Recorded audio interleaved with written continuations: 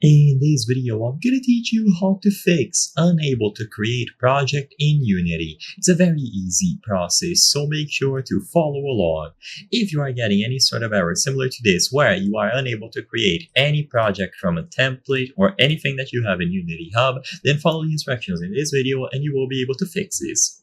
The first thing that I would recommend is trying to change the location. Some locations, especially close to root folders like the C drive, are not recommended to be used. So if possible, try to create a new folder somewhere else, for example, my documents, my files, that is not as close to the root as possible.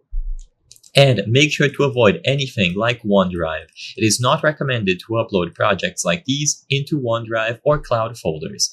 With this done, see if it works. If it still does not work, then you can move on to this secondary step that will help in most cases. So back out of the new window, and before creating a new project, go over to the option to manage licenses, or if you don't see this button here, click on your icon or your name and go to manage licenses here instead.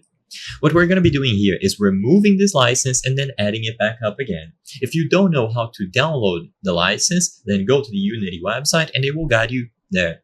But in here, your license should be listed. Now, choose the option to return the license. Don't worry, this will only remove it periodically. With the license removed from this list, you will now be able to choose the option to add a license once more.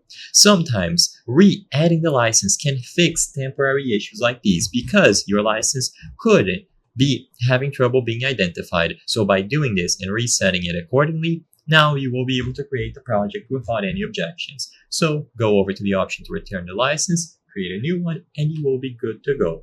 I hope I was able to help you on how to fix unable to create project in Unity. If this video helped you, please be sure to leave a like and subscribe for more very easy tips. Thank you for watching.